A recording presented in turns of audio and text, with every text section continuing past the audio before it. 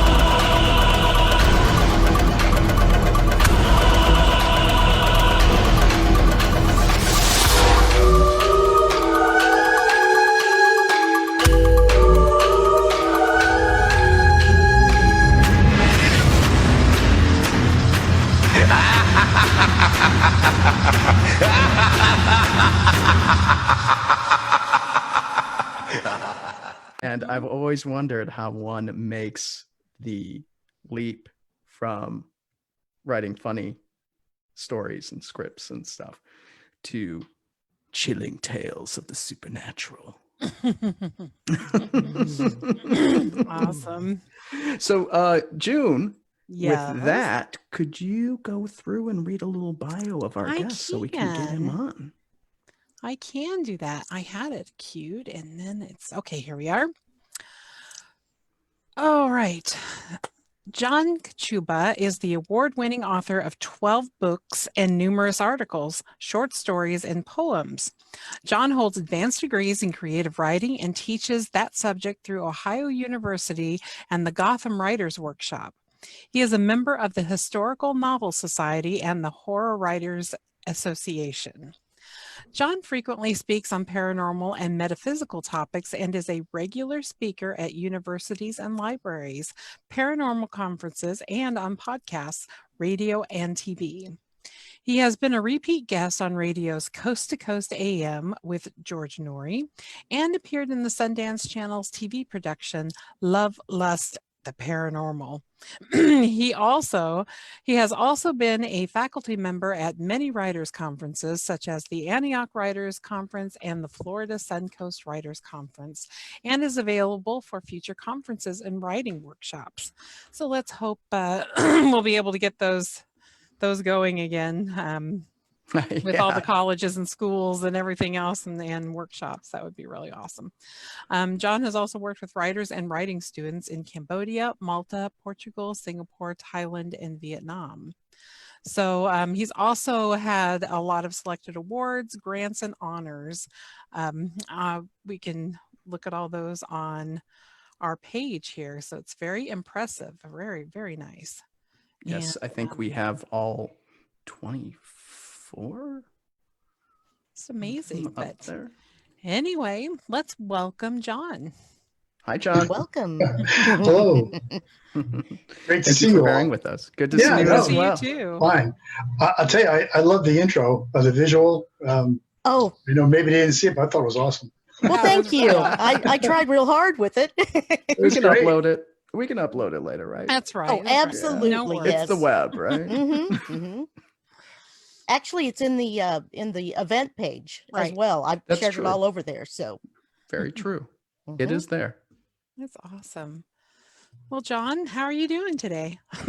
I'm doing Start well. off that. good. Staying quarantined and safe, like I hope everybody else is. Oh yeah. So Yeah. where are you at now? I mean, for the longest time you were out of Athens, Ohio. Are you still in Ohio? Right. No, I was in Athens at OU, at Ohio University. Oh. My wife and I were there for about 8 years. The last 12 years, though, we've been back in Cincinnati. Oh, Okay. I'm speaking to you from Cincinnati right now. Okay, nice. Cincinnati. I was going to say that was a big part of your book on ghost hunting Ohio and ghost Getting in hunting there. Ohio on the road again. I was going to ask all these Pretty questions awesome. about Cincinnati. Right. I guess we should start at the beginning, per usual, probably. But how did you get started? Your interests in ghosts and ghost hunting and writing as well. Sure. Well, the writing thing is just something that I've always done it. I mean, I can remember the very first poem that I wrote. I was 10 years old. I can remember it was called Midnight Highway, and it was horrible. As only a poem written by as only a poem written by a 10-year-old could be, right? Hey. But I mean, it was just something that's always with me, and I've always written, always. Although I didn't actually turn to writing professionally until I was 40. So I've been writing a little bit off and on and getting some things published here and there. But then when I was 40, I said, the only way I'm going to make it really is if I quit everything I was doing, which at that time I had an ad agency. Oh, wow. So I closed the door, walked away from that, and just went to writing full time. And it's been great for the last, I hate to say it, last 30 years. But Hey. But as for the ghost hunting, I grew up in Connecticut, and growing up there, there's a lot of history. Obviously, there's a lot of places in the U.S., but New England is pretty old as far as being settled and having a history, and not just an actual history, but a lot of stories, a lot of lore about ghosts and Native Americans and witchcraft and you name it. So I heard all this stuff as a child and growing up with it, and I ate it all up. And at one point, I was probably in my early 30s already. I was living in Monroe, Connecticut, and I was living only a couple of miles above the road from Ed and Lorraine Warren, who probably most of your audience would recognize. They're both deceased now, but I always call them America's godfather and godmother of ghost hunting. Right. They were sort of like, really, they're like the first to sort of go public, if you will, and become kind of national celebrities and nationally known. And I got to know them based on some historical research I was doing in an area called Dudleytown, which is the subject of my Dark Entry novel that Jacob was showing there a little bit earlier. And I just happened to call them. I didn't know them. I just called them on the phone and said, I was up in Dudleytown and I took some photos. And this was the old days when we used something called, I think it was called film. Yeah, film. That's what it was. It was called film. I remember. Came on a roll and you know. Right. Yeah. Anyway. Dark rooms and Yeah. Oh yeah, the whole bit. It's before But- Jake's time, right? But I had taken Dudleytown today is just a bunch of old cellar holes and foundations, but there's nothing there. And I had taken a couple of pictures of this one cellar hole, and it was all overgrown with weeds and vines and everything like that. But as I looked at it, as I got the prints back from the local pharmacy that developed my film, I noticed what looked like a face in the cellar hole, right? And I said, oh, that's pretty cool looking. I said, well, look how those leaves made the shape of a face with shadows and everything. So I enlarged it. And I said, look how more detailed that face is becoming. And look how detailed it looked. So the more I blew it up, instead of seeing leaves and vines, I was seeing more of a face. So, I was stunned. And I just, out of the blue, I called the Warrens. And I think Lorraine answered the phone. And I just briefly told her who I was. I said, look, I live in town. I took pictures, and I know that you guys had been up there. And I'm wondering if you could tell me more. And they said, well, why don't you come to the house? I said, okay. That's so sweet. Went to their house, Sure. which was a whole nother experience. But I laid out my photos, and they, within 2 minutes, go, oh, yeah, yeah, those are anomalies. Those are ghosts. Yeah, okay. And then they pulled out a book of photos they had taken from Dudleytown. And they had hundreds of photos from the same location, Dudleytown, of all these, mists and red streaks and lights and all this kind of stuff. Wow. So, I mean, that just kind of got me hooked. Again, when I thought, what is really something going on here, But again, I didn't write about it until much later. And then when I started writing my books is when I really started doing more serious investigations. Because every place that I write about, I have to go to it personally and check it out myself. I don't just take stories off the internet or something. I have to go there physically, check the place out for myself, stay there as long as I can, record whatever experiences I have. And if nothing happens to me, at least I also talk to the people that are there all the time. So like in a haunted hotel, I'll talk to the security guards, the desk clerk, the housekeepers, if the cooks, if there's a cook, whatever. And say, so what are you experiencing? So I got all their stories as well.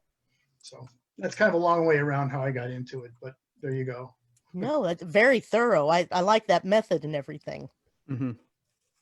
Hopefully we'll get to that. I'll get to that point one day where I can travel around and visit the cemeteries. And, I don't do a lot of ghost hunting, but I like the places. I like checking out the places real well.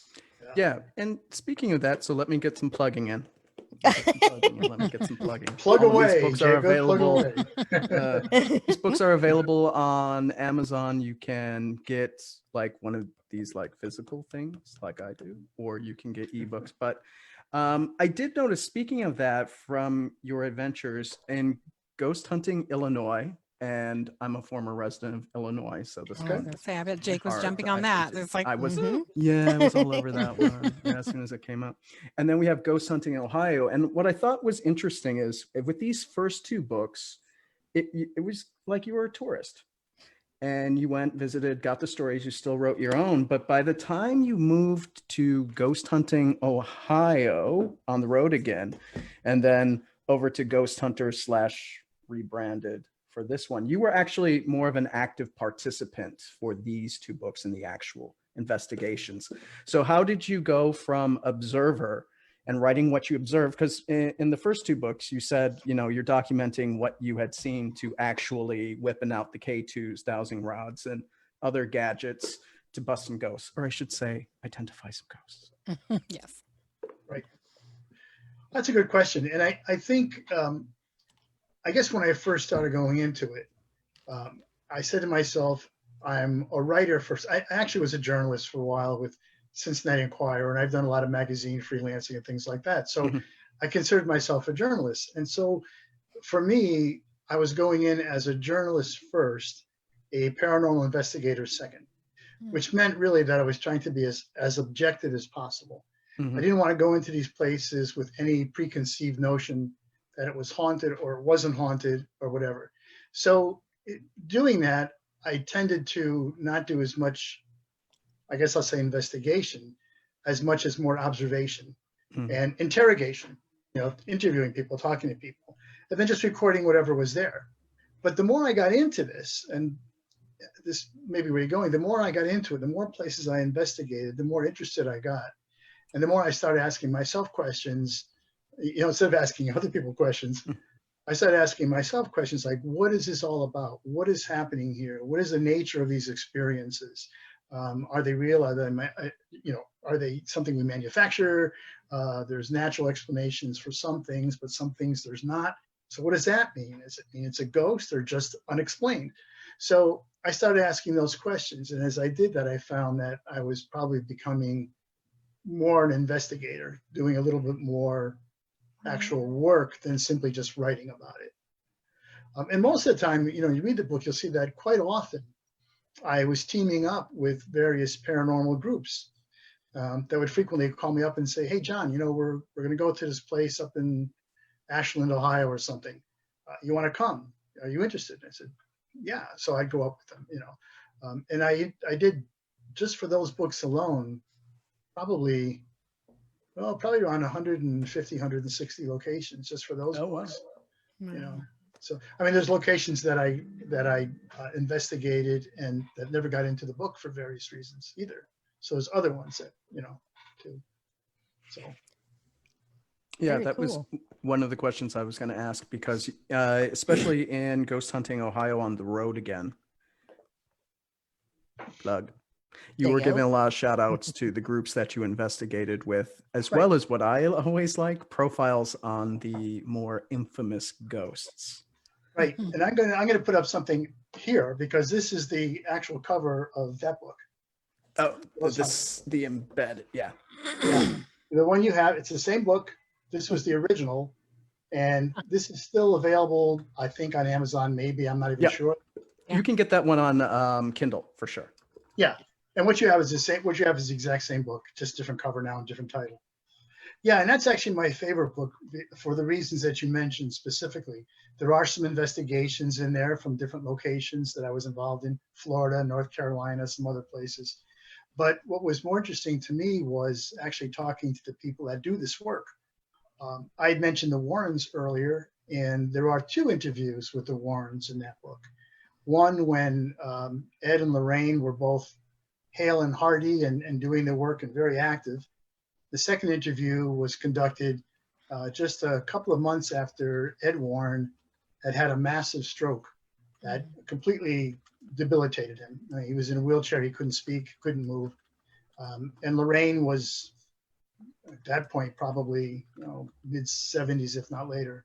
And actually, Ed passed away probably about 2 months after that, after the interview. So you have 2 different sort of times in their life. So I really like that one. Yeah. The one is called The Original Ghost Hunters, and that's the one with Ed in decline, because you reference Right. that he passed away shortly after you finished the interviews or something like. Right. And may they both rest in peace. Yes, may they both rest Right. in peace. Yeah. But when you went out, because it's the Warren, so we got to talk about it, right? But when you went out to the house, did they, because it's their nephew, I think John inherited the house, John Zaffis. But at the time, they would have had the haunted, they would have had the haunted museum, I guess you would call it, the room with like Annabelle in it and all the other things that you hear about. It was more than a room. They had actually, I don't want to say a barn, but there was like a wing attached to the house that was a structure of its own. That was their museum, a cult museum, if you want to call it. Yeah, they had that then. And I think John is probably, he may have added more to it because he had that show on TV about. Haunted Collector. Yeah. Yeah, right. Actually, I think their daughter and the daughter and the daughter's husband are really into it now. And I think they own the house and the museum now with everything after Lorraine passed away. That So could be, yeah. clarifying that. Sorry. Yeah, no, that's fine. I haven't been back. I mean, I still have some relatives in Connecticut, but I haven't been up to that area in years, or certainly since Lorraine passed away. Anyway. No. But that was kind of amazing to see. Well, so when I went, Sorry. so a quick little story about the first time. Now, I don't know, I haven't met the Warrens before, right? So I go to their house. Their house is on a dead end street and it's behind this reservoir. So it's kind of isolated. It's in the woods. There's other homes, but I go up there and I come to the door, and there's a screen door which is closed, and there's a door behind it which is wide open. So it's just a screen door. So I kind of, I rang the doorbell and nobody came, but this little yappy dog comes out of nowhere and just jumps up on the screen. Like, that scared me, because I didn't even see him coming. Right? But anyway, so nobody answers the door, and I'm ringing the doorbell and thinking, well, this is weird. I mean, the door is wide open. I can just come in. There's nobody in there. It looked dark inside. And then as I'm waiting, a car pulls up in front, and it's Ed and Lorraine. They left their door wide open. Yeah, they Oh just, my. right. So I said, I introduced myself, and I said, well, I thought maybe you're home because, well, let me back up. Before that happened, I went around the back of the house thinking maybe I'll go to the back door or something. And they had a chain link fence around there. And as soon as I got around the corner, this ginormous German Shepherd came running right to the fence. So again, I'm thinking, I'm gonna have a heart attack before they even get there. So I'll be laying out on the street. I'll be the ghost. So I go back out front and they pull up, and I introduce myself, and they say, oh, and I said, I'm just curious. I mean, your door was wide open. Do you know that? And Lorraine goes, oh dear, nobody comes to our house. Like, okay, we don't have anything to worry about. Nobody comes to our house. That's So funny. I went inside, and the Warrens were very, very devout Catholics, the two of them. And for them, everything, most of the ghost hunting thing was not just ghost hunting, but it was God versus the devil. It was good versus evil. That was sort of their angle on everything. I don't agree with that, but that's a whole different thing. But so he went in there. It was like a shrine. I mean, every inch of wall space, there were, crucifixes, pictures of Jesus, pictures of the saints. All the horizontal surfaces had candles and little statues of saints. I mean, I felt like I was in the Vatican. It was. Oh my. It was. I mean, that's how devout they were. It was just to sit there, I'm just looking around, going, "Holy cow, Yes. man!" I've gotten a message on here that my meeting is about to end because I don't have the extended version of Zoom. We might have to hop over to Jake's real quick. I am so sorry for this. I should have had this worked out. And I do apologize. A night of technical difficulties. Indeed. The ghosts, The ghosts are against us. Yeah.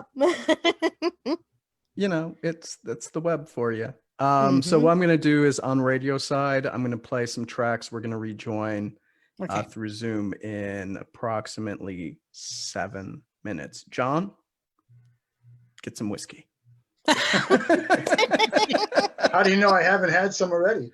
Good point. Okay, let me load up some tracks. And Wendy, if you want to break on Zoom, I'll get the music going over here real quick. Okay. And once again, I apologize, everybody in the chat room and everything that's joining us watching. We will be right back.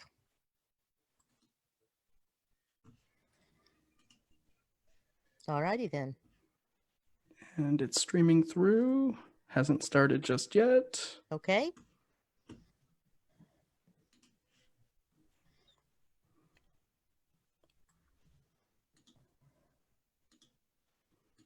Oh, there we go. And hi, gang. We are back. Sorry about the technical difficulties there.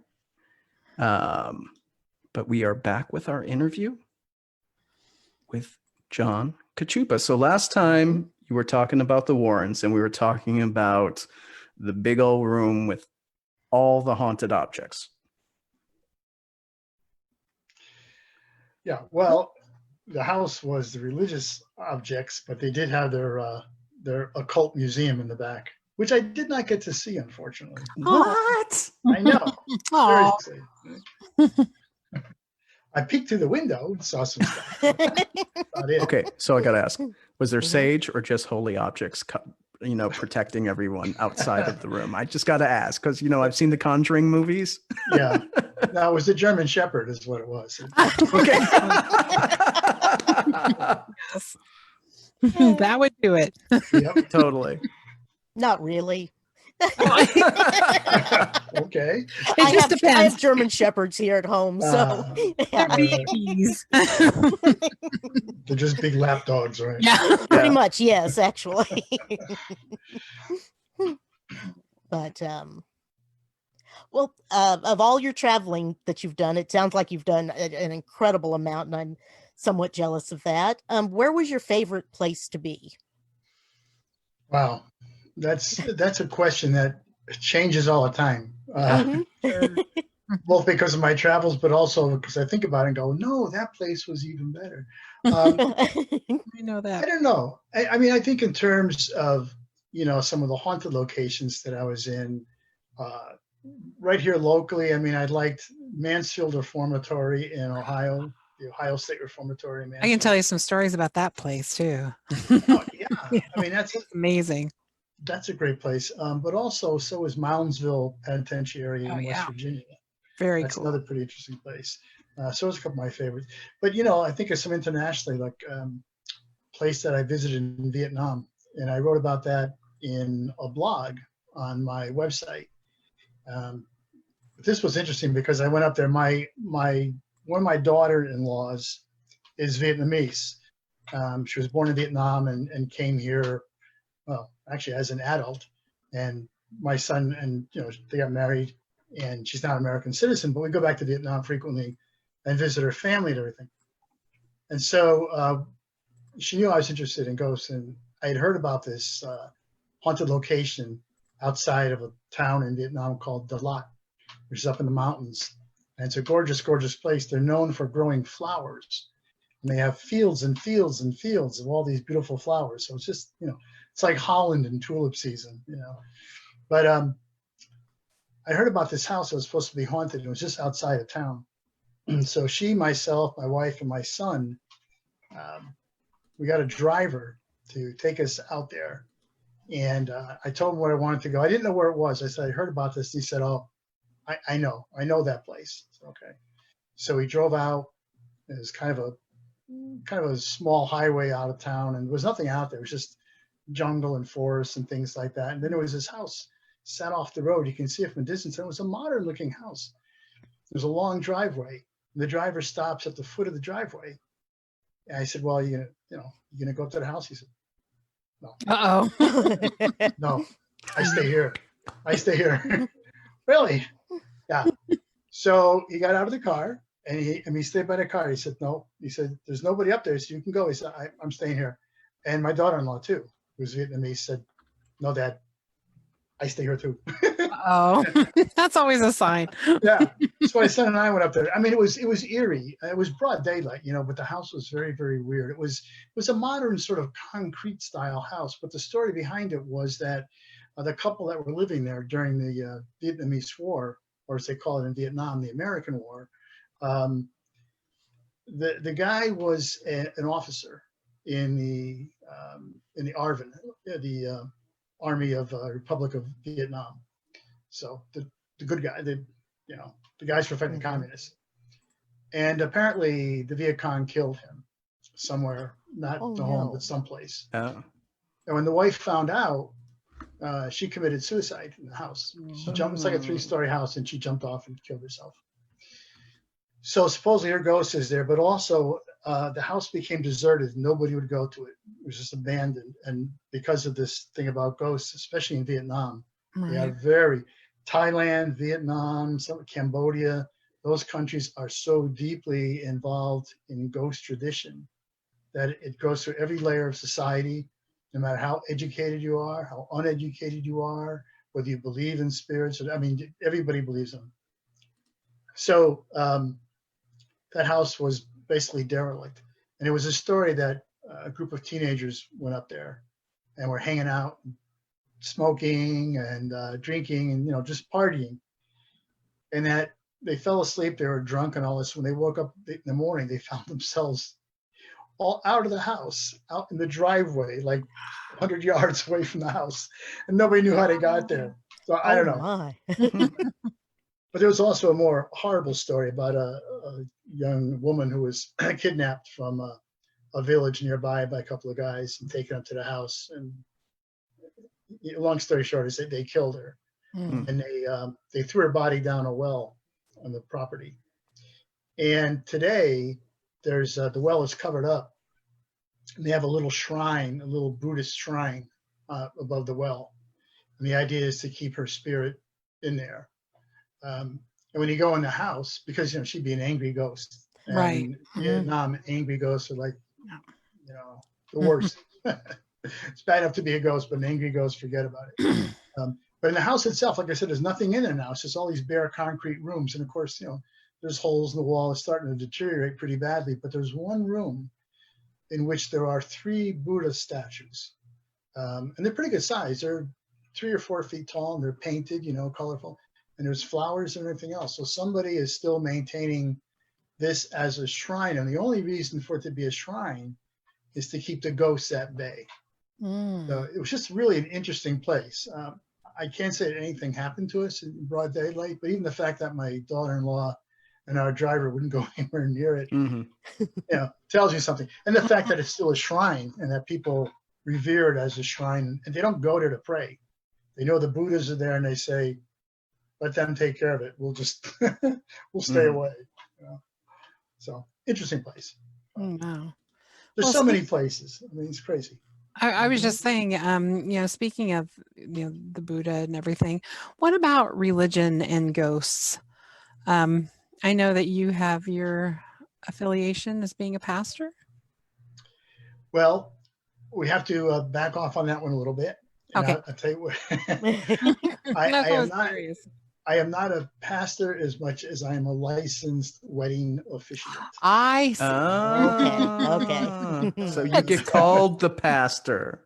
I'm called the pastor, but I am not a pastor. So I can officially marry people. I'm licensed by the state of Ohio to do that, and I've done it. So I've always wanted to marry people on Day of the Dead, but I've had no takers yet. Oh. Can you tell us about your trip to Mexico and your the Day of the Dead? That was really cool. Yeah, that was fantastic. So I advertised this thing. I said, I want to go to Oaxaca in Mexico, which is, on the Pacific coast. And it's Oaxaca is probably still the most traditional Mexican state. It's like 70% indigenous there.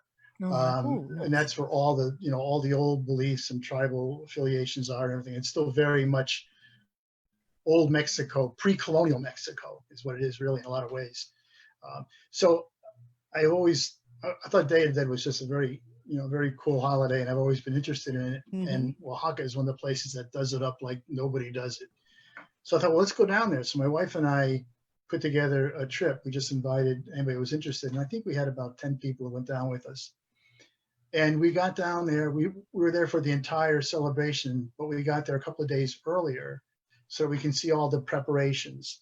So, we got to watch people making all the marigold flower decorations, making these huge ofrendas, the altars that they make to their loved ones in their homes.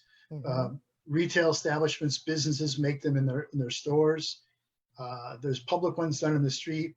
There's a lot of street painting done with flowers and everything. It's gorgeous. And then, and then so of course, on the days of Day of the Dead, there'd always be at night. There's all these a little marching band would come by, 4 or 5 guys, and they'd have all these people in costume, all made up, following them. And then they go around the corner, and then another one would come from somewhere else. It was like it wasn't organized as much as the whole community was just doing it every night. And you could just join in, and we did. I mean, we all painted ourselves up and everything else, and we just joined in, and nobody cared. Yeah, come on. We got invited to some of the cemeteries where they put all these candles out at night. They clean all the graves. They decorate them with flowers. And the families literally picnic in the cemetery. So we're there with all these Mexican people, and they're passing jugs around, and we're having a good time. Some guy had a guitar, you know, Oh, it was awesome. It was a fantastic trip. We also had other things with it too, though, going to some ancient, you know, Indian ruins and things like that, you know, native people's ruins and Like some, the Aztecs and the Mayans and all along those lines. yeah, right. In that particular area, they're called Mixtec people, which were like Mayan. The same thing. They built all these huge stone pyramid structures and everything. But then we also took the group to Mexico City, and we got to see. I can't think of the big complex now. There's a huge complex outside Mexico City. It's got the pyramids. Tikal? Yeah. Palenque. No, Teotihuacan. Oh, okay. It has a pyramid of the sun, and pyramid of the moon. These are huge stone pyramids. They're about a mile apart. And it's called the Avenue of the Dead, from pyramid to pyramid. And then there's all these other stone temples along the way. I mean, it's awesome. So anyway, yeah. So it was a great trip, and you know, I was hoping to do it again, but you know, the world is changed now in terms of travel. Just a little bit, yeah. Maybe it'll change again soon, Well, and we can go back, perhaps. Well, it's going to have to at some point, right? I mean, yeah, exactly. Yeah. So I have a question from the chat, and it is from your book, Ghost Hunting, Illinois. And that is, in quotes, "You want a Native American vision quest? What?" That's the quote. Well, from not yours, from the chatter. So you did a Native American vision quest? Yeah. So I did this when I was at Ohio University in Athens. I was 50 at the time, and I've always wondered what that was like. And at 50, I was kind of rethinking my life, like, you know, where do I really want to be, and you know, my following the right path for myself and all this stuff. So I thought, well, why don't I try a vision quest and see what that does? So there's a national forest in Southeast Ohio called the Wayne National Forest. And it's what it sounds like. It's a national forest. There's a few trails through there, but mostly it's just a big woods. So I went out there, and I went out by myself, and I spent 4 days and 4 nights out there under a pine tree, without any food, without any kind of shelter. I took some water, which you know, true Native American vision quest, you wouldn't even do that. But I was going to say, this is sounding very Buddha under the Bodhi tree. Well, yeah. Except on the last night under that pine tree, this ferocious thunderstorm came through, and it was thunder and lightning and pouring rain. The pine tree I was under was pretty big, and I stayed relatively dry. But in the middle of the night, I got to remember, I didn't take anything with me, so I had no flashlights, no matches, no radios, no cell phone, you know, nothing at all, just me, me and some water. So in the middle of the night, out in the woods, I mean, you literally cannot see anything. The old expression about not being able to see feel a nose in your face. I mean, I couldn't do that. I couldn't see anything. Couldn't see my hand in front of my face. Wow. But as I'm sitting there, all this lightning is, you know, all around me, and thunder. And all of a sudden I hear this loud creaking, like something is cracking. I'm thinking, what the? And it sounded like a tree. And I was right, because as I'm hearing this creaking, all of a sudden I hear branches snapping, right? Oh. And they're getting louder and faster. Snap, snap, snap, snap, snap, snap. And all of a sudden I hear this boom. And I'm going like, holy cow. Under my little pine tree, you know, like, oh man. So, I mean, I got up the next morning and the storm blew over. Next morning I got out, and this massive tree came down, and it came down maybe 6 feet behind my tree. Oh no. So I'm thinking, okay, I don't know if I had a vision, but somebody was watching out for me. You know? Yes. So, yep. So I did that. It was a very interesting experience, and I have yet to actually write about it. And here it is 20 years later. Maybe it's one of those things you never write about. Maybe you just do it, you know. Very possibly. But yeah, I'm not sure how to. I didn't know I'd put that in the book, but okay. Yep. It's I didn't get what they didn't say what chapter, but they said it was of ghost hunting. That's okay. I believe it. Sure. I never remember what I write anyway. So Actually, yeah. Once it's out, Mhm. like, Yeah, I've got a forget it. blog. I write about ghosty things all the time, and I'm like, let me search my own website. I don't even know where I put that. right. Did I say that? Right. Or who wrote that? I can't even believe that somebody wrote something that good. Who was the author? Oh, it was Yeah, that's me. the great thing when somebody reads, Mhm. go, listen to this. This is really great. And you go, who wrote that? And you go, you did. Oh, really? Oh, Wow. What was I yes. drinking at the time? Like Some that's how more you of got one of that. your 24 awards. I'm like, Right. Man. It's the one benefit of old timers. Hey. Yeah, that's right. My wife keeps saying, if you get Alzheimer's, that'll probably be the best stuff you ever write. Yep. Mhm. So, the book of ghost stories are any of them your favorites? What prompted you to write the tales? Oh, Ghost Stories is, that's a Kindle book, and that's real short. There's Mhm. only 4 stories in there. That's Mhm. why it's only 99 cents. I mean, Yeah, come on. I like that. I took advantage of it. I'll admit it. It's not even a quarter per story. Mhm. But Well yeah, worth no, it, that though. was just, I've always been a short story writer too. And so I was Okay. just experimenting with writing short stories that were not just sort of contemporary short stories, but Mm. short stories with a paranormal edge. And what I like about those is that they're not, it's probably going to disappoint your listeners, but they're not really horror stories as much as they're stories about ghosts, but stories that I hope make the reader go, huh, is there something to that? That experience that he had, that's something like what I had. Could that have been a ghost? So I think they're more thought provoking than anything. Although I guess there is one, I'm not sure Modern Fable is in there.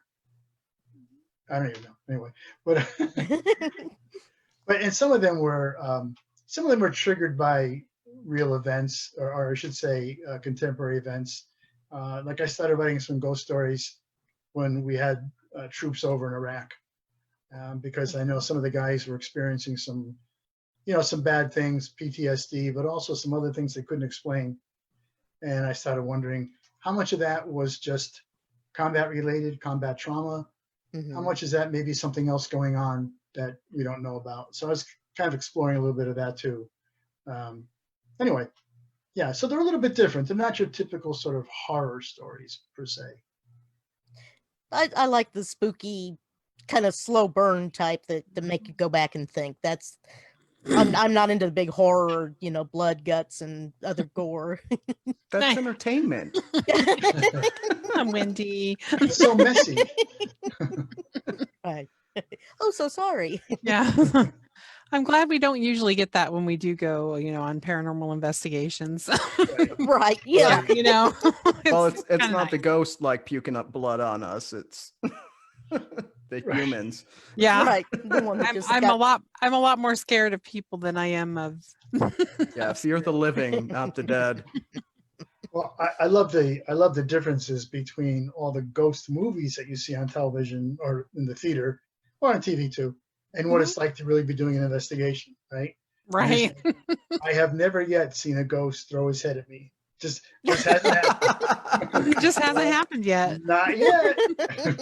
Give it I want to time. get it on camera when it does though. Yeah, Exactly. the bad thing is we have people, newbies kind of come with us and they're just like, oh my God, this is so boring. But Yeah. it's because they're watching the shows and they Right. Mhm. have bricks and boards being thrown at their heads and Right. they're cowering and they're like, boy, this is kind of boring. I was like, yeah. Well, and so much of going it, over the footage. yeah, and so much what you see on TV too. And people always ask me about, when I give talks, they always ask about the TV programs and everything. I say, Mhm. well, you have to remember it's television. Yeah. It's For entertainment. entertainment Mhm. purposes. Mhm. Yes. Yeah, right. So you can't trust you can't trust everything you see in those shows. So Yeah, and you would address that actually in your book. Well, I've got his Harrowing Haunts. It's the Ghost Hunters book, where you talk about in one of the chapters about essentially how boring it is. But one of my favorite quotes of yours, it's from Esther Speaks, and it's towards the end. And you say, "We're seeking logical explanations for what defied logic, logical connections for what could not be connected logically or rationally." And, that kind of sums up.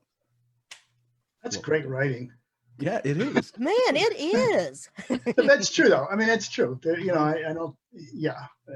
Well, I just said it, so don't need to repeat it. No, these So- guys are. Oh, go ahead. I was going to say, no, Wendy, go ahead, ask your question. I didn't. I had some comment, and now it's even gone. Okay. Well, let's get to your lecture circuits, because we're going to spend a good chunk on Shapeshifters, which is your latest book, which came out in July 2019. Right. And it is from, I want to make sure Reekton Books. So this is also Reaction. available. What's that? Reaction. Oh, that's Reaction. Reaction? Yeah. Am I getting old and I don't know how to read things? Well, they put a K instead of a C. That's cutesy for some reason. I don't know. Reaction Books. Reaction. And I'm at that point where I need reading glasses. So Well, welcome to the club. Exactly. But even though I wanted to ask about this because you're a lecturer and everything, so when you go and when you're available to go on the road again, right? Mhm. What goes into your lectures, and where could people go and see you? Well, I have a website that has my schedule on there. And if you notice, there's a lot in red called COVID-19 cancellations. Yeah. And I've had quite a few, like so many people have had. Usually, it's pretty typical for me to be speaking in libraries or universities. That's my usual haunts, except for things like this, like podcasts, of course. But usually, the libraries and universities are actual sort of lectures. Well, I hate to say it. I'd rather say presentations. Anybody that went to college says, "I don't want to hear a lecture again." Right. Good point. Or if you had parents, "I don't want to hear a lecture." Right? So, but so they're presentations, and what it will be is they generally are illustrated, frequently PowerPoint. So a lot of the illustrations, for instance, that are in Shapeshifters would be in a presentation, but they'd be in color instead of black and white. So there's that, and then there's me, and I always have Q&A afterwards because I always find that to be interesting. I'm always amazed at the questions that come up from the audience, and I always learn so much from my audiences. They'll always say to me something like, "Well, you wrote about that. Did you know about this place?" And I'll say, "No, tell me about it." And they'll have all these great stories. So actually, I was kind of disappointed because of some of these cancellations. In April, I was supposed to be in London, and I was supposed to be speaking at a place called Conway Hall, which is a small theater right in the central theater district of London. And they got canceled, obviously. But the nice thing about it was that the people that were behind this contacted me and said, "We know you're not coming. The theater's closed, not doing anything. But is there a way that we can do this virtually?" And I said, "Well, we can do Zoom." And they didn't know they had never tried Zoom before. And I've been doing so much on Zoom, not just for this kind of stuff, but for different groups that I belong to, social justice groups and activist stuff and all this. Everybody's on Zoom these days. I do 2 or 3 meetings a day, right? But so we did it on Zoom, and it worked flawlessly. It was wonderful. They had 150 people that tuned in on Zoom. We were able to do Q&A and everything to it. It was perfect. It worked perfectly. Oh, fantastic. So actually what I'm trying to do now is I have programs for libraries that we can do virtually, that I can do over Zoom. So I put this out to a lot of libraries and said, "Hey, if you want me to come talk about the books, I can do that." I also said that I can do like a writing workshop for teens, especially horror writing, and we could do it all on Zoom or anything, Skype, whatever platform they want to use. But, so that might be the way we're going to be going for a couple of months yet. Who knows? Yeah. Who knows? Yeah, I know for my job, I would have to travel quite a bit. And they're like, you're to like all of the people, you're just as effective doing it virtually, either through Teams, Skype, or Zoom as you do in person. So they took away all of our travel budget. I'm just like, wait, I can't just stay at this hotel and Can I do it at the hotel? Right. I book all the haunted hotels. Right. Well, my son travels a lot for work too, and he was in Bangladesh when this thing broke. Oh, no. So I called Uh-oh. him, yeah, and I said, his name is Matt. I said, are you okay there? He said, yeah. He said, the embassy contacted me, the U.S. embassy, and said that you have a choice. You can stay, you can stay for a while if you want, or you can go right home now. So he said, well, I'll stick it out for a little bit. And then a couple of days later, they said, no, everybody's going home. You gotta get going. Yeah. I said, but you're lucky. Can you imagine being stuck in a pandemic for months in Bangladesh? I mean, Yeah. So Yeah. one story on that. I was overseas. I travel quite a bit too, for fun. And I was overseas and I was in the Seychelles when the Seychelles shut its borders and the EU closed its borders and the United States closed its borders. right. And in a nutshell, British Airways flew in a plane to repatriate everyone whose visas were expiring, and then sequestered in the hotel at Heathrow. Don't leave, don't go anywhere. Oh, geez. And then after canceling flights like 3 or 4 times, finally got a direct back home to the United States. And I will say, when I got back to the States, we just walked off the plane, went through customs, and grabbed our bags. Oh man. That's what I've heard. Yeah. What? Right. I know. Right. Exactly. we How long were we in were about to quarantine? launch. Oh, sorry. Go ahead, please. I say, how long were we in quarantine in Heathrow? Oh, no, it was, you went straight to your hotel. They had to know where you were. Okay. So they could text you, and they did text us, but we were staying at a hotel in the airport because we had a flight in the morning. The next day we got in like 6 p.m. and we were supposed to leave at like 9 the next morning. And it was stay in the hotel. They checked that we were in the hotel, and that's about really all they could do. There was no problem with repatriating. They would let you go home, but you couldn't like stay. So we had to prove we had our tickets to leave like the next day and everything like that. So yeah, there's that subject. Let's talk about werewolves and stuff. Okay. Yes. So quick question for you is, you're writing, I mean, in the past you had How to Write Funny, and you had the I job. had to buy that one. Yeah, and then you wrote the book with your wife of Why Is This Job Killing Me? Right. And then we're into ghosts. And now we're at shapeshifters. So how did this transmorgify here? How did the concept come together and everything? Yeah, and we didn't mention my historical novel or that either. So there's that too. Well, yeah, you missed one. That's okay. That's okay. sorry. I mean, I've had just sort of werewolf bark. Yeah, I mean, I've varied interest.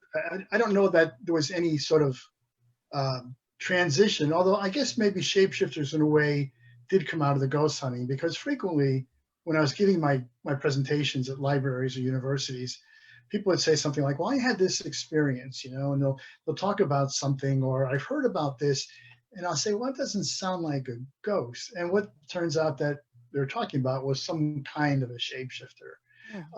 And I kept hearing this more and more, and I started thinking, well, why is that such a common theme that I'm hearing? Why am I hearing people mentioning shapeshifters? So I just started doing some research on that and just found out, well, just how incredible that shapeshifting world was. We think of werewolves, we think of vampires, and that's, maybe kind of it. But as I got into the subject, I found out that there are hundreds and hundreds and hundreds of different kinds of shapeshifters from every culture in the world, from ancient times, as far back as Neolithic times, up to today. In mythology, in religion, in history, in actual experiences where people have said, yes, I have seen this or I've experienced something. Even psychology, in the field of psychology, this shape-shifting comes in. So yeah, it was so that definitely grew out of I would say, grew out of the ghost hunting presentations anyway. That brought to mind the cave drawing, excuse me, in France, of the shaman and I believe it was a cow with a whole bunch of human characteristics to it. Yeah, right. It's I think it looks more like an elk or a deer or something like that. But yeah, and it's interesting because when you look at that picture, and I don't know what the odds are of me being able to show it on that'll come up anywhere. But well, Hold it up. It should be just fine when you hold it up to. yeah, if I can find it. Yeah, I don't want to spend a As lot I'm of time. flipping through, you could keep talking, John, and I'll flip through and I'll show the picture. Okay, so how's that showing? Go to your left. Your other more. left. We see the Yeah. antlers on top. Yeah. And now raise it up just a little bit higher. There we go. Ah, yes, that's the one. Mm-hmm. Yeah, now there's something that it may be hard to see on there, but the defining feature there was that if you look closely at the hands, or the paws actually have fingers. Mm-hmm. The feet have fingers, have toes. Fingers have toes. You know, and if you look at the face too, you'll notice that the eyes, it's bicameral. You're not seeing eyes on the side of your head like you see in a horse or something, but they're up front. So you're seeing human features in an animal. And this is supposed to depict that transition from animal. And it was done by the shamans. There you go. It's not. You got that weird background going. Yeah. Yeah. Zoom. Now Jake's I'm a phantom. The book is a phantom. That's pretty bizarre. Yeah. Anyway, People buy the book. It's page 16. Yeah. It's page Yeah, 16 page in the 16. book Shapeshifters. page 16. Available on Amazon now. Okay. And so this is where, you know, this is an early theory about shapeshifting where, let me back up a little bit. When I talk about shapeshifters in the book, I have different kinds of classifications for them, but there's sort of two broad categories that I use, which is an internal shapeshifter and an external shapeshifter. And by external, I mean the typical werewolf, right? Where you have a human being who suddenly sprouts hair and claws and fangs and teeth, and you know, he's snarling and growling and he's got a tail and he's a beast. I'm talking about internal shapeshifters where more often than not, it's a state where the person believes that they have changed into an animal. They completely believe it. But you look at them and there's no, you don't see anything. So this goes back to shamanic magic. And so what you're looking at in the Neolithic cave picture there is part of a shamanic ritual, a hunter ritual.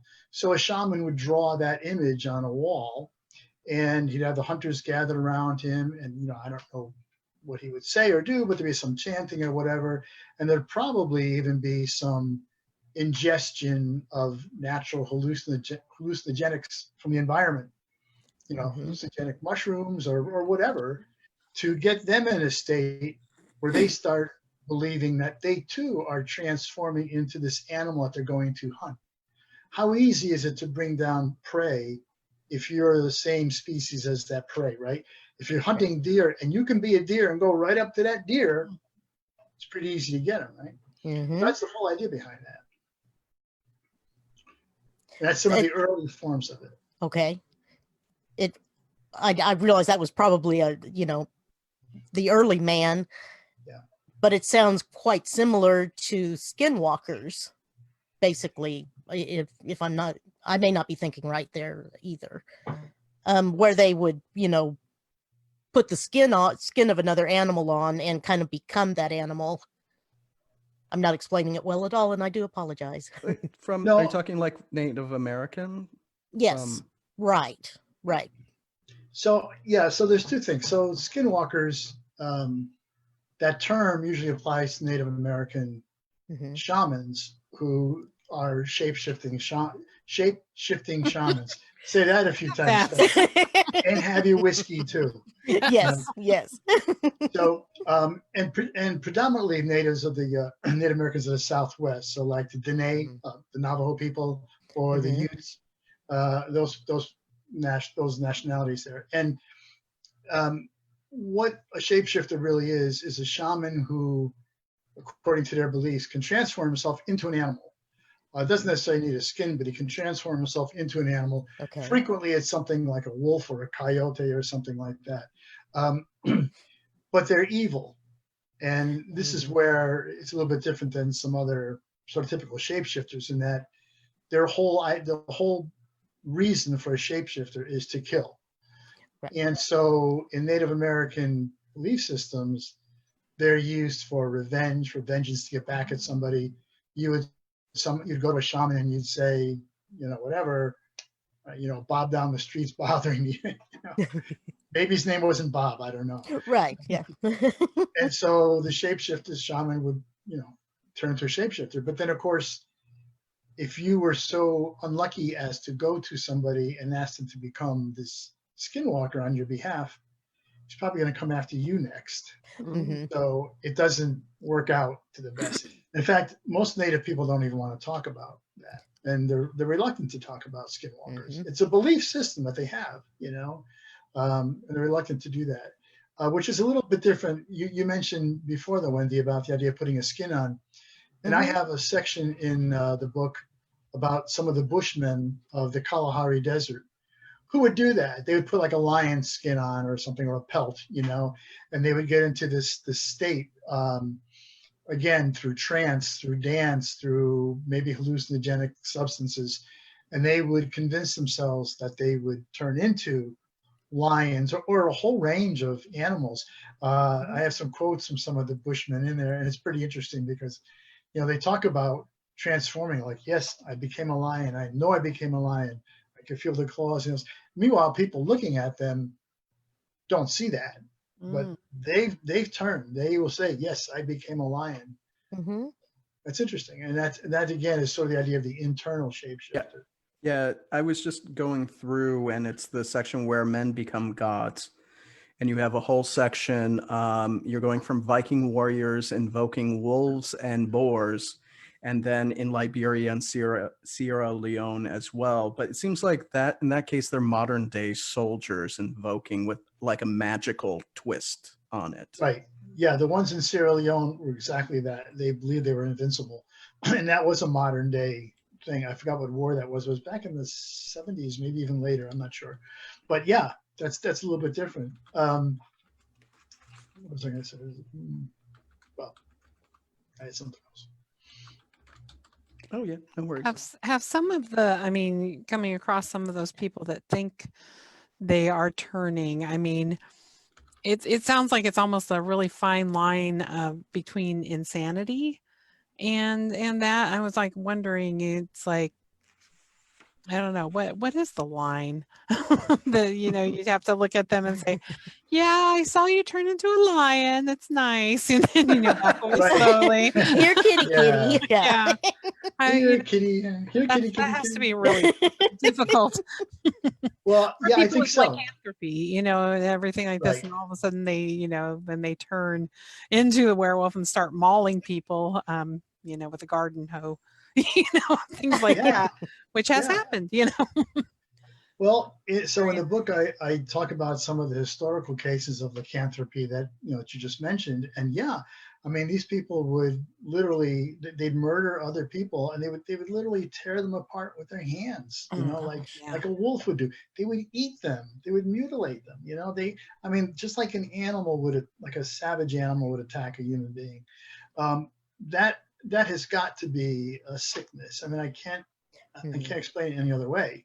What would ever convince you that not only if you turn into a wolf, but you're going to kill somebody and eat them? Right. That's but I think that's different than like the Bushmen or some people who specifically know that they have to go into a ritual state, that they have to create a ritual, magic, whatever you want to call it, but that it's a separate state that they have to actually enter into. But then they know that they will come out of it again too. Right. Whereas I think people who suffered from lycanthropy, they're in it. Yeah, exactly. They were werewolves. That was it. That's who they were, And when some of these people were imprisoned or put in cells or institutes or whatever, people would go talk to them to treat them, and they'd be crawling around on all fours and growling and snapping, and that has got to be mental illness. I mean, it can't be anything else. Right. Mhm. Now, Or when possession. you were doing the research, just on the tip of, I'll call it the Western European werewolf, let's say transformation. For the longest time, we hear about the full moon, the 3 nights of the full moon, but then you also hear the more modern take of and I'm talking about the period of, 15, 16, 1700s, and then the more recent on-demand transformation. That is completely Hollywoodized, correct? Or is there a link in folklore in the past where people could become werewolves at will? I'm not sure at will. There were stories in the past about werewolves being usually victims of a curse. Right. You know, Mhm. but there's also it's coming out more in some modern fiction today that I'm reading about werewolves having a genetic strain. Mhm. So, in other words, being a werewolf could be passed down to you genetically and has nothing to do with full moon or anything else like that. You're just a werewolf, and you Mhm. can control that. That's a little bit that's modern fiction. It doesn't go back to the time periods you're talking about. But in those days, yeah, there was a thing about the moon, but even that I think is more a Hollywood stereotype than anything else. That's It right. just seemed like people considered werewolves to be cursed Mhm. by God, cursed by a witch, or cursed by a sorcerer or gypsies. something. But yeah, yeah, well, whatever. But that they Mhm. were somehow on the wrong side of fate in a sense. That somebody just said, you're a werewolf now. Oh man, Yeah, that stinks. Again, really yeah. stinks. Man, But I'm a vegetarian. I'm a vegan. Right. Just chew and spit. You'll be Yeah. That's it. That's right. it. Hack and slash. I don't know. Next question for you, Av. This is kind of a compare and contrast. And one of the chapters you have on fae, fairies, and folk shapeshifters in Europe is when you were doing your research, it seems like there's a big distinction between, say, the UK type of fairies, and then you have the Eastern European shapeshifters, and these are like from Russia and the Balkans. Is there any sort of unifying theme throughout with like the origins of those shapeshifters, or did they really develop in kind of separate, or did they really develop, I guess, in a vacuum, and there's not as much crossover with those folklore or with that folklore? Yeah, I think that's an interesting question. I just got finished reading a book called Fairies: A Dangerous History. It was nonfiction, and it was only about fairies of the British Isles. Ireland, Scotland, Wales, and England. So um, that left me a little cold because in my book I was writing about fairies in Europe, Italian fairies, French fairies, and whatever. But to your point, what I did when I was talking about shapeshifters, I defined that as any kind of creature, human or otherwise, that was capable of transforming itself into another creature, an animal, maybe another human being, maybe even an inanimate object. So I really used a broad definition for shapeshifter in the book. So when I talked about fairies, I wasn't talking about specifically, fairies from the British Isles. I mean, that's where a lot of them come from, or at least in folklore. But I was looking for any kind of fairies that were capable of shapeshifting, and that happens a lot. That happens not just in British Isles, but it happens almost anywhere you hear fairy stories. So like Italians, French, German fairies, most of them had some kind of shape-shifting ability. Now, you mentioned some of the Eastern European shapeshifters that you found like in Russia and Poland, and I was in Belarus and I was in Ukraine and places like that. And they are entirely different from fairies. They're just different kinds of creatures entirely. Gotcha. So compare, it's like, well, you have a dolphin here and you have a horse here. Well, okay, Right.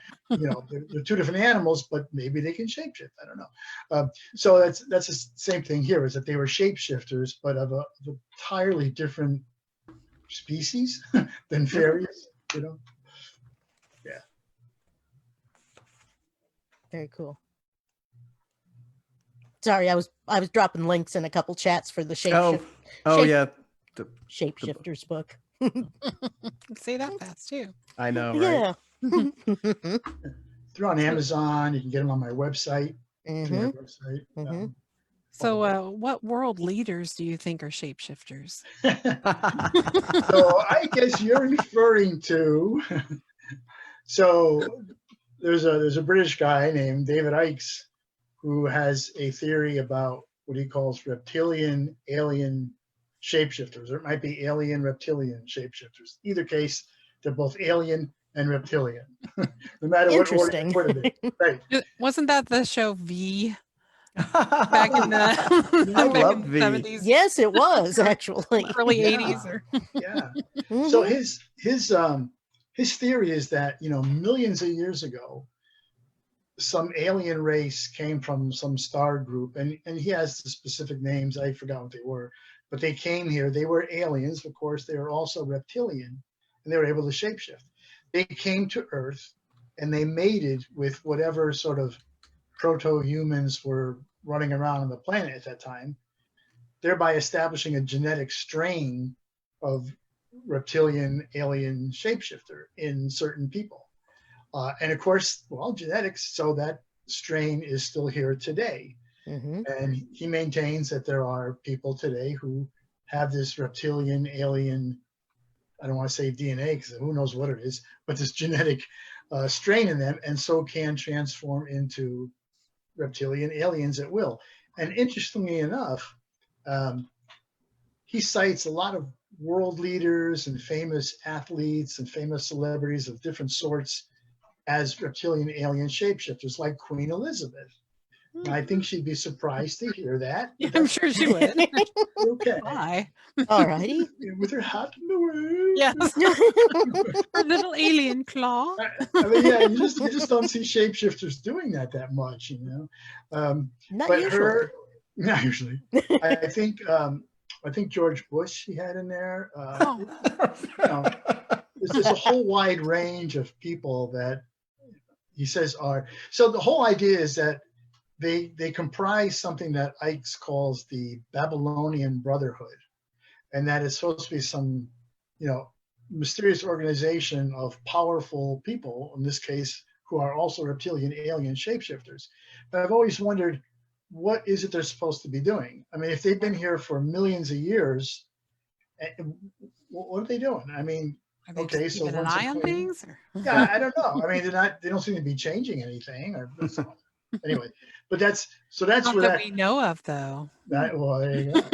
Mhm. So that's where that came from. Like, what famous people are alien shapeshifters? Would those be the ones with is it RA or RH factor in their blood? Oh, the RH. Yeah. RH. Well, Okay. Mhm. RH. RH is an actual blood factor, but Yeah. They're Yeah. like a negative or something like that, and Yeah. a special blood type. Supposed to be a thing where no, you're either negative or positive RH. Yeah. Well, yeah, I mean, whichever way. So are people going around? Tastes Yeah, like alien shapeshifter. Yeah. Well, it's funny. You've probably seen these things, but you can go online and you can look for, put in a search for reptilian alien video clips or something, and you'll always see these images of like Queen Elizabeth or some famous person, and they'll zero in on the face, they'll zero in on the eye, and the eye will be a human pupil. All of a sudden, it'll go vertical like a snake eye. Oh, You got to see it, yeah. or that's a the dead positive. giveaway. Yeah. Mhm. Absolutely. yeah. Absolutely. or the slee stacks from Land of the Lost. Just kind of Yeah. Yeah, right. So we might as well just bring it up. So let's talk Beast of Gévaudan. Yeah. Fact, fiction, urban legend, crazy country boy. What's going on? crazy. I like that. Maybe a little bit of both, or all Mhm. three or four. Yeah. So in the mid 18th century, in some small villages in southern France, there were killings of people that looked like they're animal killings. Mhm. And in a period of about 2 years or so, there were like at least maybe 100 people that were killed.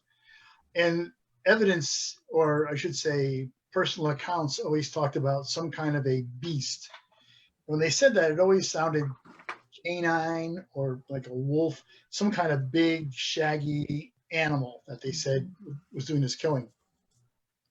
So, of course, it put the entire region in fear. I mean, because 100 people over 2 years, these are small villages, Yeah. being attacked and killed by this thing.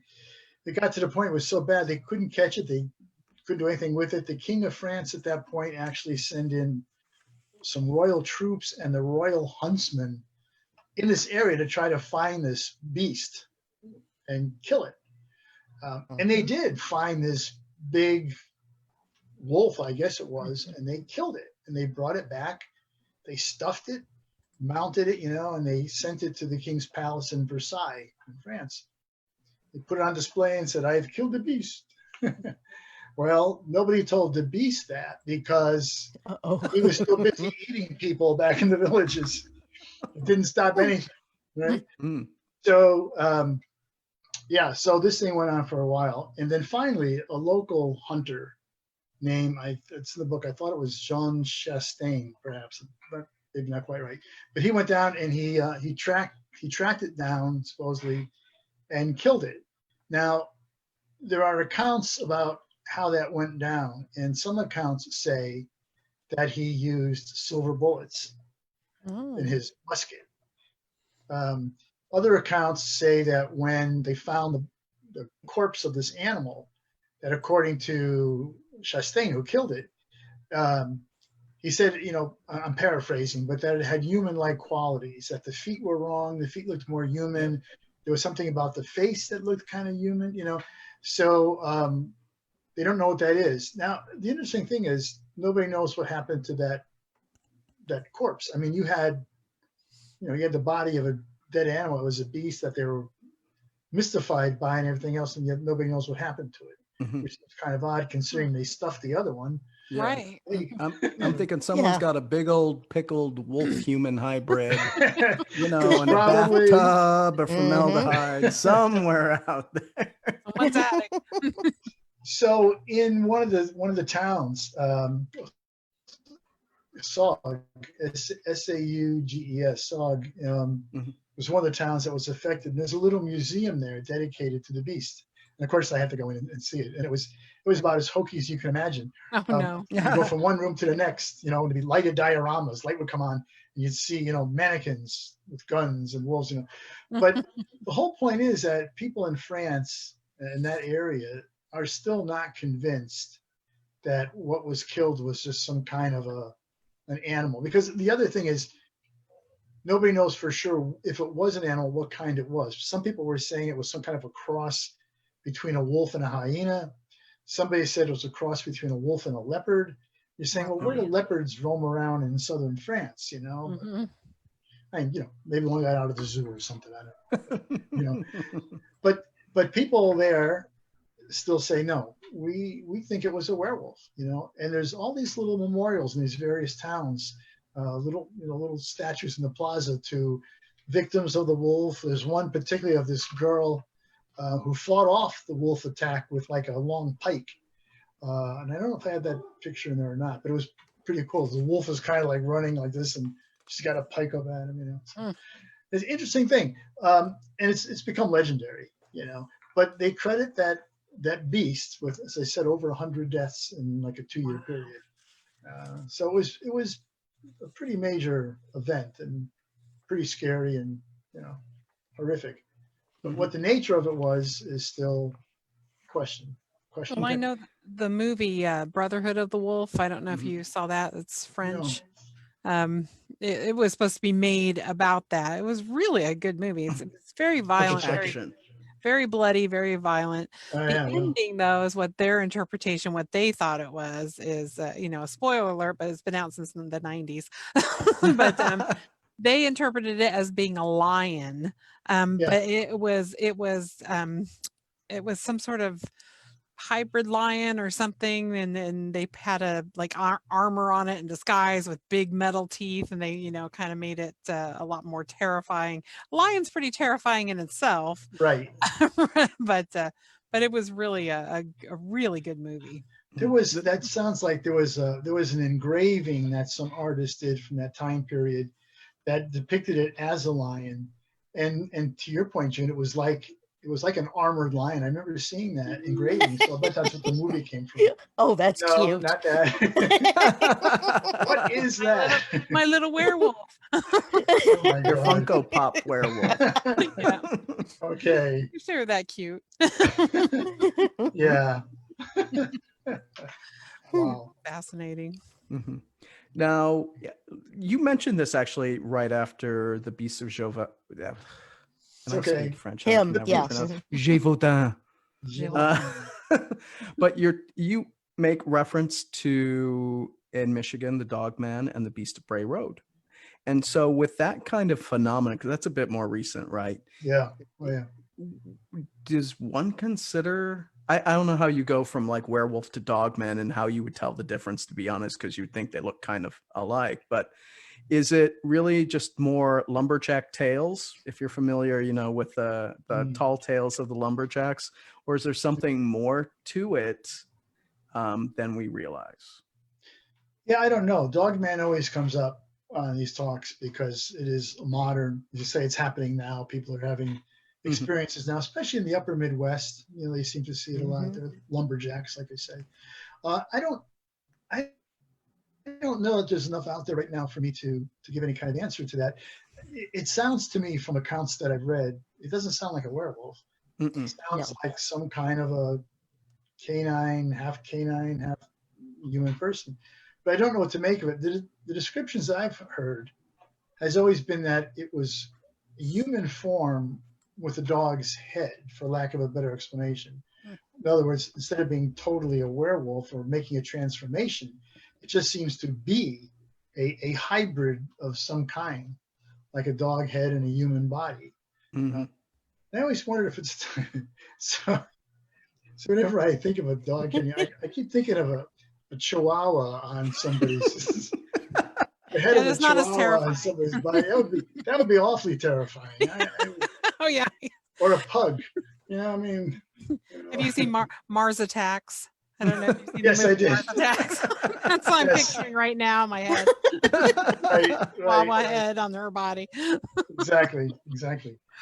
But there are, there's sightings of these things, and people swear by them, but I don't know what to make of it yet. There just hasn't been there hasn't been a lot of what would I say? Not documentation. Well, documentation, I suppose. There hasn't been a lot of that yet. It's been more like, yeah, I saw this thing run by and it had a dog's head. Well, you need a little bit more than that. Right. I think more maybe will come out, but right now I don't have a strong idea on what that's about.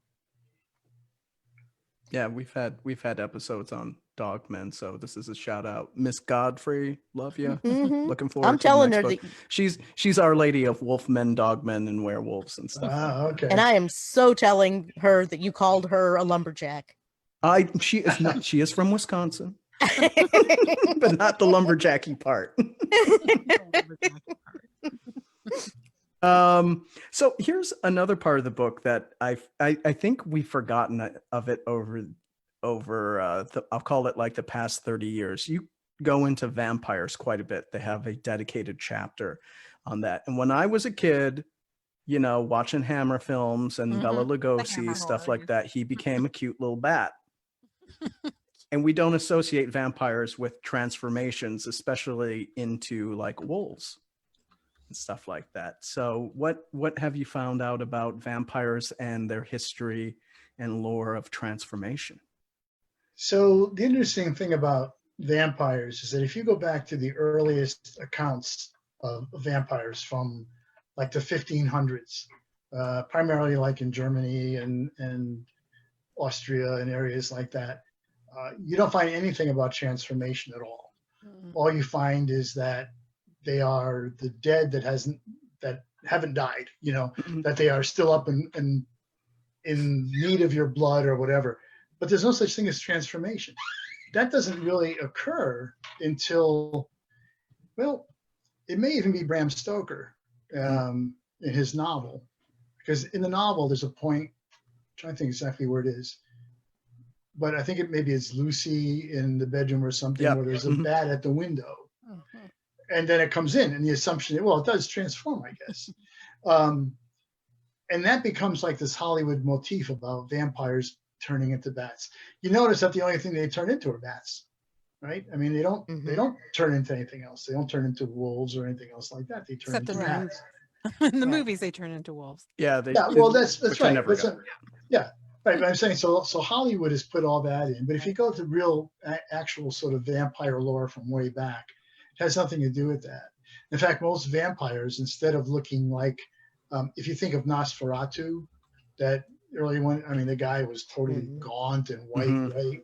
And even Bela Lugosi in the new and the more modern ones, he's pale. You know, he's so obviously they're dead, right? But when you think of the stories from the earliest vampire tales, they didn't look like that. They were corpulent, they were ruddy, because they were, I'll say, healthy in a sense, because they were Well-fed. living, because they were living off other people. They were doing quite well. And so in those stories, when they open a grave or something, they didn't find like this emaciated, pale, thin figure, skeletal kind of figure. They found a healthy, breathing, red-faced corpse, like somebody alive. And we've sort of gotten away from that whole concept with, well, I guess beginning with Stoker and then going right up to all the novels and movies of today. So it's shifted, but they are still considered now. That shape-shifting thing is there, because that changing into a bat is so stereotypical now for vampires. Yeah, but you also, and we talked about this before we went on air, you went to Dracula Land in Romania, Cluj-Napoca. And how did the research go, and what did you find most enlightening about Vlad the Impaler and legends and lore with that? So I went to several sites. In Cluj, I stayed at a hotel called Hotel Transylvania. And yeah. And the interesting thing about this place is that they say that they've been a continuous hotel for a couple hundred years.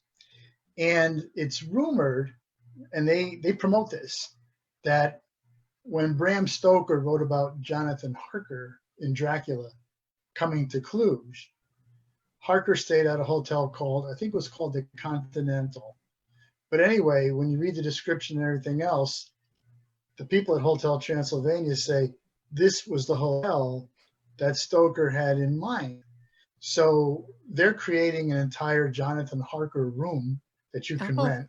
And their menu even had, and their menu had on it, I forgot, there was, whatever it was, Jonathan Harker orders a dinner at the hotel. And I forgot what the dish was, but they have it now. And they say Jonathan Harker's, whatever it is, it's on the menu. So, so I stayed there. So I got a little, I got my feet wet in a little bit of the Dracula, mode there. But I went to other places. I went to the place in Sigishwara where he was supposedly born, the house that he was born in, which is now a restaurant called Casa Dracula. Yeah. Okay. Well, because Dracula was also Spanish, so Casa Dracula. Anyway, but this place, it's an old building. It's kind of cool. It's historic. It goes back to 1500s or something like that. But you can go up for an extra little bit of money. You can go up to the third floor to the room supposedly where Dracula was born. And when you walk in, it's dark, right? And then your eyes have to become adjusted, and you see, oh, it's not really dark. There's like a red light sort of glowing at one end of the room. So you walk to that end of the room, there's a coffin. There's a coffin laying there, right? With a red curtain behind it. And as you stand there, the coffin opens, and this guy sits up.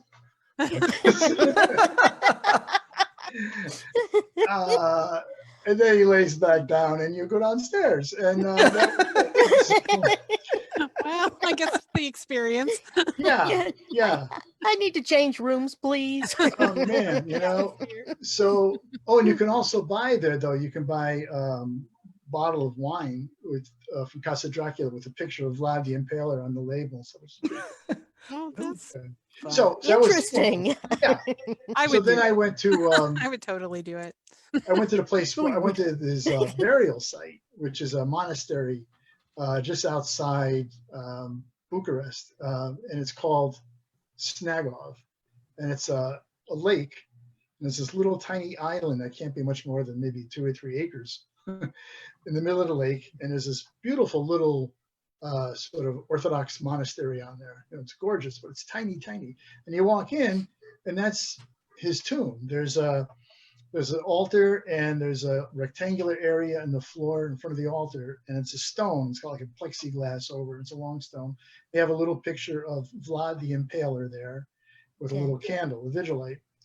Supposedly he's buried there, but the interesting thing was that in the 1930s, some archaeologists opened the grave to do some investigations or whatever, and it was empty.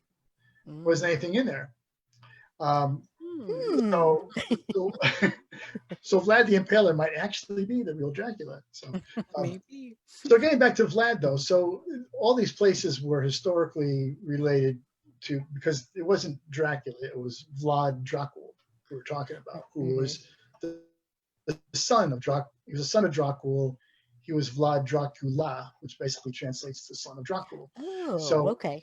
yeah, and he was this, I mean, he was a prince of Wallachia, and he was pretty ruthless and bloodthirsty, but to be honest, probably not more ruthless or bloodthirsty than most medieval princes of the time were.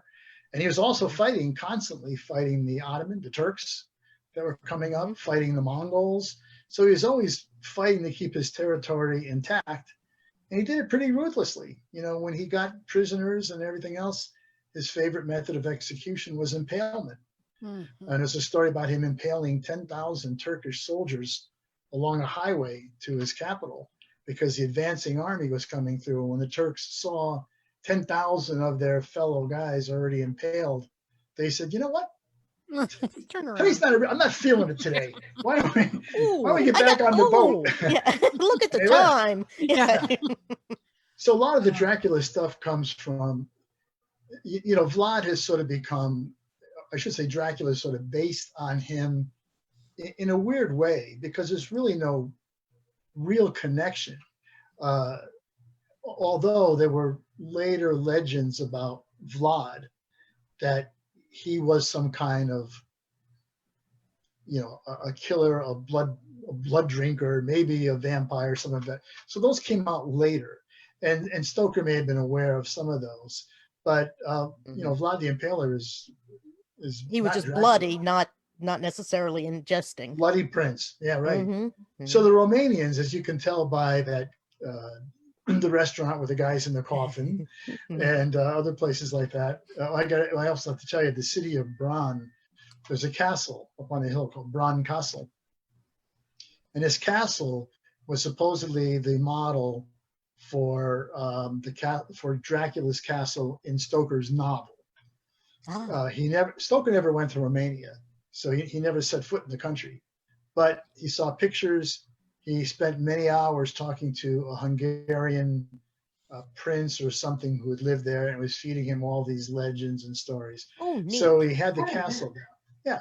So he had the castle down. But when you get to the castle, before you can go up to the castle, which is up on this hill, you have to go through this big marketplace. You have to walk through the marketplace. And all they're selling in that marketplace is Dracula stuff. T-shirts, fake fangs, you know, Dracula's masks, tourist trap. Yeah. Unbelievable statues. So, and Romania had a postage stamp series of Dracula, pictures of Dracula. Of from the movie, course. Bela Lugosi shots. So there's kind of a love-hate relationship with Dracula. The Romanians in Romania, and I'll make a distinction in a second, the Romanians kind of like him because he's very good for tourism, brings in a lot of bucks. The Hungarians, who actually occupy most of Transylvania, which is a state of Romania, and are in the north,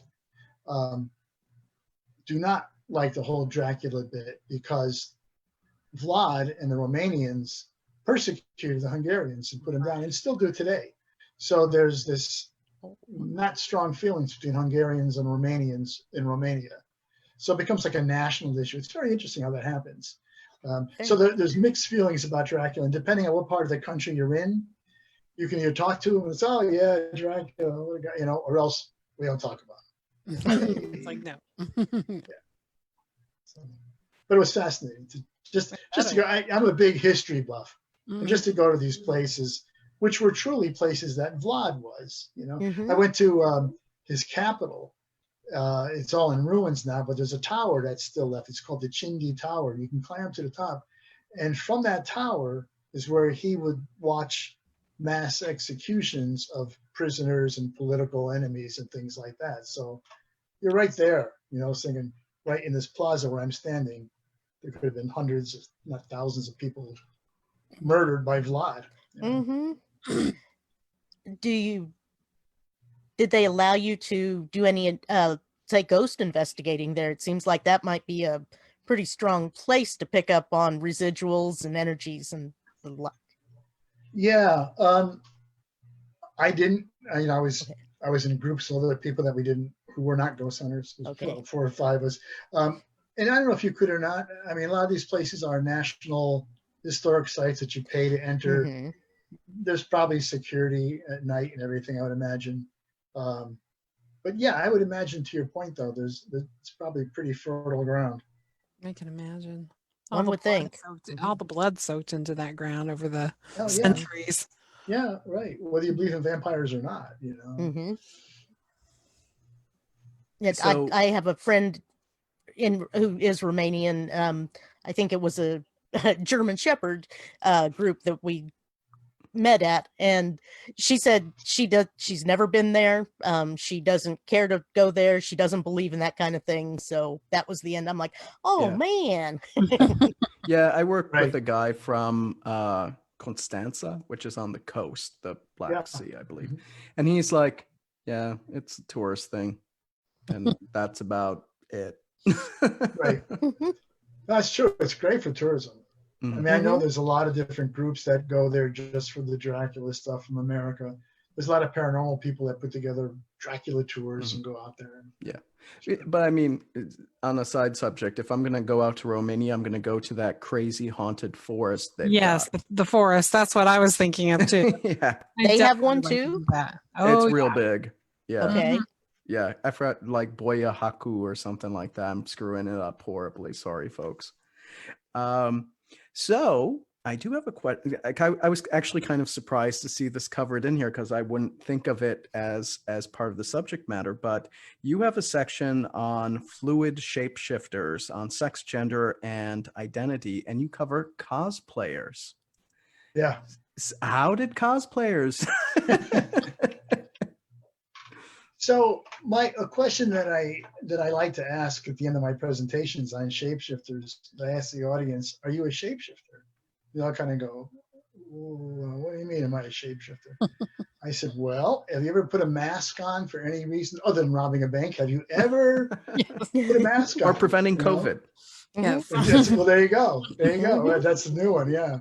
And they'll say, well, sure, you know, parties and okay. So you've worn costumes and masks? Yeah.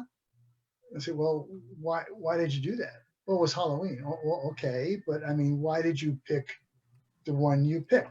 Why did you become, you know, Raphael, the Ninja Turtle, you know, instead of, Iron Man? So, well, because I like, why do you like it? The point I was getting at is that masquerades, costumes, all that kind of stuff allow us a chance to put on, literally, physically, if not mentally, put on a new persona, right? To take on a new persona. We can be somebody else for a while. And you can do it in a safe way. You can do it in a way that, you know, you're not out mauling people and tearing them apart with your hands. Which is nice. It shouldn't be. Frowned upon in polite society. Cannibalism is bad. Cannibalism is bad. Right. Back off on that. Oh, the barbecue's nice, but we back off on that. You know. So, yeah. So the whole idea is that I think basically what appeals to all of us in the whole shapeshifter motif is that it allows you to just become something else for a little while. So Mhm. one thing I always say, I think of like Jekyll and Hyde. Here you have Dr. Jekyll is a respectable, upstanding medical doctor, pillar of the community. Everybody loves Dr. Jekyll, right? Yet there's something inside him that makes him say, what if I could take off all the bonds of society that tell me I have to do this or behave this way? What if I can throw away all the laws? What if I can throw away all the sense of morality, religion, whatever, all the bonds that keep me in some way restricted? And I'm putting that word in quotes. I won't do air quotes. I hate air quotes, but I'm putting it in quotes. Okay. Okay. I do too much. So, yeah. What if I could just be whatever I want to be? If I, run around at night, howl at the moon, and do whatever. And I think that all of us have a desire like that inside. I think we think, what would it be like if I could do X or if I could do this? And it doesn't have to be crazy. There's also the idea that so many people feel incomplete.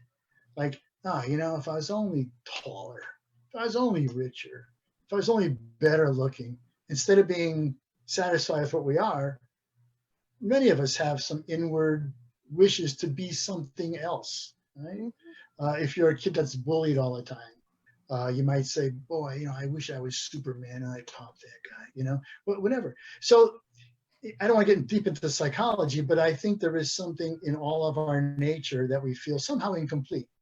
And that, and even if for a couple of minutes, if you can put on a different persona, pretend to be something else, then, it allows you to sort of release some of that tension that you might feel. Or in fact, it could be a positive experience. I mean, if you feel inadequate in some way, right? But then you come out in a costume or something and, hey, you know what? I can do this, So anyway, so that's a long way of saying, so cosplay. I mean, to me, that's the ultimate. You ask any cosplayer, and these cosplayers don't just put on a costume. I mean, they put on a costume, they put on the accent, they eat the same food their character eats, right? If their character sleeps in a hammock, they're going to sleep in a hammock. I mean, whatever it is. And they never come out of character. You talk to them and they'll talk to you in Klingon or something. You go, oh, don't do that. Yes. Come on, don't do that. So, and why is that? So they really get into that role. And I think that it does something for them. I think that they get something out of it. And they're very specific into why they choose that character. There's something about that character that appeals to their innate nature that says, yeah, I really am a green turtle. Great. Good for you. Yeah.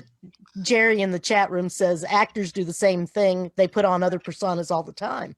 Absolutely. I would agree. In fact, I have in the book, I have the example of a Japanese actor. The story, that chapter begins with a story about an actual famous Japanese actor who played the role of a woman, as most men did in Japanese theater, and played that same role his entire life. And for all practical purposes, that's who he was. Wow. Interesting. Very interesting. Very thought-provoking, haven't looked at these things in this manner before. Yeah, that's what I was trying to get when I said psychology of shapeshifters. That really appeals to me in a big way, is to understand why does that character appeal to us and why do we feel that way? And I think that even goes to some of the cases of lycanthropy. I say that's a mental disease, a mental illness, and I believe it is. But what is it in that poor person's brain that tells them, you need to be aware? What's that about? So, Right. Might be the bullied child once again, or and who knows who's doing the bullying, but that's their way to fight back. Well, and I even went as far, this might be a little bit of a stretch too, but I thought of people like Ted Bundy, for instance, right? Ted Bundy, to all practical experience, to all trained eyes, if you looked at him, he was a clean cut young guy. He was good looking. he wore conservative clothes, just like a college kid, a college kid of the 50s. Mm-hmm. Like, I'll age myself here a little bit. Dobie Gillis, if you guys don't know, look up Dobie Gillis. You look like that, right? Nice guy, plaid shirt, khakis, okay. Mm-hmm. But I mean, he ended up being this horrible serial killer and rapist, and you would never know it. Smiling, wonderful. Right. What was it in him? How was he able to have that exterior, and yet inside be something totally different than what the world was seeing? I think that's the scariest monster of all. Yes. Yeah, Mhm. Yeah. Pretty cold-blooded. Pretty- Ooh, maybe he's a reptilian too. Could have been. Could have been. So John, we're getting close to time. So what's your next project? What are you working on right now? I'm actually working on two things right now. Ooh. I'm working on a novel, which is actually a historical novel. It's set in the late 19th century in the plains, American plains, and it's about the events leading up to the Wounded Knee Massacre of 1890. Oh. So it's totally different. Mm-hmm. I'm also working on a screenplay with a cousin of mine. It has a little bit of magic in it, a little bit of shape-shifting in it. Nice. We'll see. But yeah, other than that, my agent's trying to sell another historical novel that has a ghost through the entire thing. I wanted to get that one out, but I love right now the publishing world is kind of on hiatus. For sure. Oh, I actually thought it would be kind of booming with everyone, Like at stuck at home? and Yeah, you think. Kindles. Well, and, Well, yeah, there's a lot of people home writing, but yeah. But I mean, a lot of books have been postponed. Books that should have been coming out like in the spring or summer. My wife had a book that was supposed to be coming out in May of this year. It's now backed off to February of next year. Oh wow! So, yeah. But I mean, publishers are going to have to be looking for new material too. Sooner or later, they're going to have to be back in business. So. So I am curious because like everyone just saw I have a lot of John's books. I didn't know about the screenplays side of it. So what is the biggest challenge of going from like your nonfiction straight up investigation to an entirely different way to tell a story? Well, it's fun, and I'm certainly not an expert at it. I'm just trying it out here.